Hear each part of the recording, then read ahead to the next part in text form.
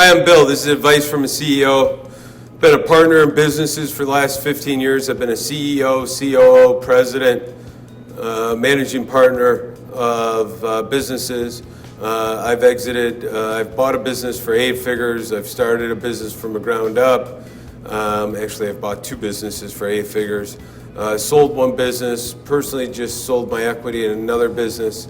And I'm making these videos, and I've been doing it for the last 15 years because I'm making these videos because the content I've seen online, I don't know if these people putting out content have ever run a business. And the other thing I would say is the advice given online is a direct reflection for the size of business you're giving. Because I've heard some advice that people give, and all I think to myself is they probably have a team of 10. No way do they have anybody, that team's not bigger than 12. And in my past, I've run teams stateside. I think it was around 421 people last fall. Just to give you an idea of where I'm coming from. I've been seeing this content lately that makes me laugh about talking about baby boomers and the fact that we have this incredible generation that is aging and they'll be leaving the business environment, maybe is the best way to describe it. And so as they go set to retire, all their businesses are going to become available because they haven't been doing succession planning. And so I've been watching this content about how to go in and buy these businesses, which I think is hilarious. So let's talk about buying a business. And the content that I've seen lately has been based off of a seller's note. And if you're unfamiliar with the seller's note, essentially you're going to go to the ownership, the equity holders of the business, and you're going to say, look, you're currently producing net income of this, or seller discretionary income of this, or EBITDA, earnings before interest, taxes, depreciation, amortization. Typically everybody uses EBITDA. It's a pretty tiny business if you're using cash flow or SDE. So you're going to give them a multiple. Back of the napkin, real back of the napkin math is essentially if they're profits, and I'll use the word profits instead of describing how I came to those profits, whether it was net operating income or EBITDA. Let's just say their profits are $1 million. Back of the napkin, 1 to 3 times. 1 to 3 million, 1 to 4 million in profit. You're looking at about a 3 times EBITDA. Once you cross 4, for sure when you get to 5, you're at 5 times EBITDA. When you get to about 8, you keep climbing. So 8, again, this is all dependent on the cash. If it's monthly recurring revenue, annual recurring revenue, how your contracts are structured, what's your client concentration, are all factors in what this multiple is. So you can get to 6, 7, 8, 10 times EBITDA, or 10 times, I'll just say, net operating profit. Heck, if you're a software company and you have clients under a contract, and let's just say those are annual contracts, you can get 7 times gross. Okay? But I'm not doing a video on valuations. I'm doing a quick video on actually going to buy a business from somebody that does not have a succession plan that you're going to approach and do a seller's note with. So you're going to figure out the price in which you're going to buy this business from them at. Great. So let's just make up a phony example. Let's say the profits, I'll call it the EBITDA, is $500,000. And you roll to them and say, hey, I'll give you 3 times your EBITDA, 1.5 million. We're going to put it on a seller's note. What's a seller's note? A seller's note is simply just a loan. The seller is going to give you a loan to buy the business from them. So they're going to give you a loan for 1.5 million. You're going to have to pay interest on that.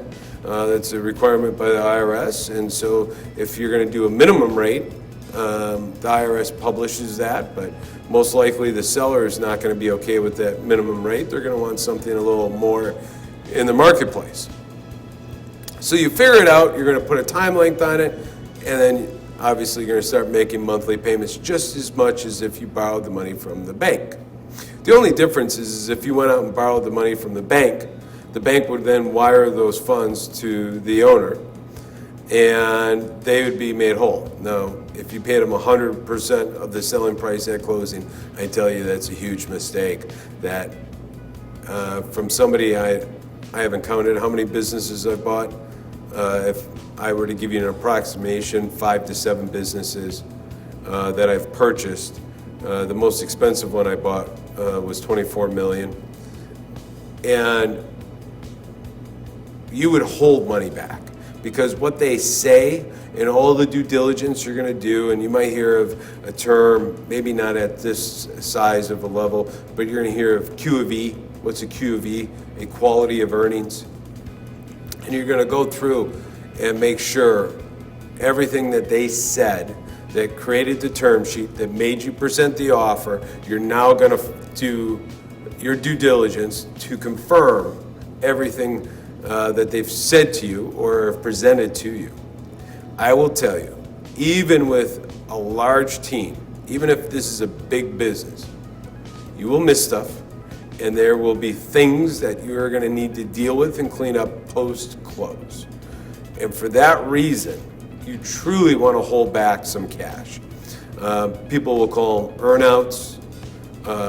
You might put together a bucket of cash for any liabilities that you weren't aware of that came in. So you go in, you make the offer, going back to my example, $1.5 million, and you start making your payments. Well, the first thing you got to do is make sure that the business can support the monthly payment. It's no different than putting it into your monthly budget. I mean, this is, again, everything I'm telling you is what's worked for me. I'm not telling you how to run your life. I'm just trying to share with you what's worked for me. And so as you look at the monthly payment, you got to make sure, they call it stress testing. And they being, if you get into bigger businesses, you get into private equity, you get into family offices, they're going to stress test your monthly revenue. What does that mean? They're going to say, all right, what if 10% went away? What if 20% went away? Can you still function? How leveraged are you? What's your debt to equity ratios? Okay?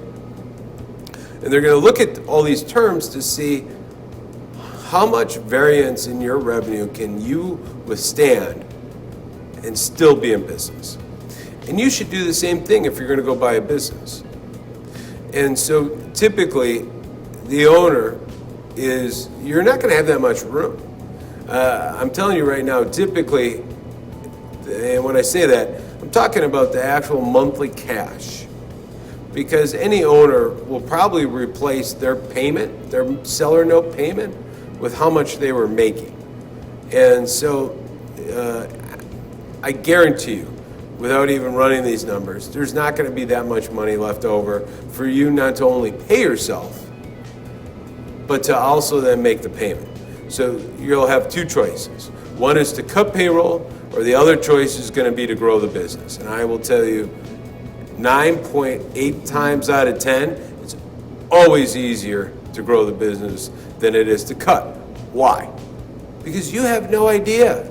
I would tell you it's a huge mistake to make any drastic changes for the first 90 days.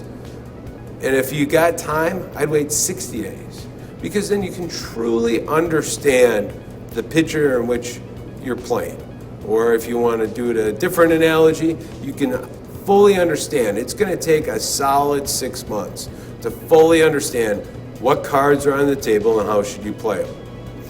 As an example, you might let somebody go that was absolutely key to the organization, but it took you a bit to find it and see it and watch them in their daily job. My point, my entire point of this video is walking into somebody's office that doesn't have a succession plan, offering them a seller's note to buy their business is not easy. And there's a lot of good books out there that can walk you through how to do this. If you have questions about that process, if you want me to go more in depth on any of it, please let me know. Leave it in the comments. We'll follow up. I'll do additional videos on each subsection of that. I hope all of you have a great day. Look forward to talking to you soon. Take care. Bye-bye.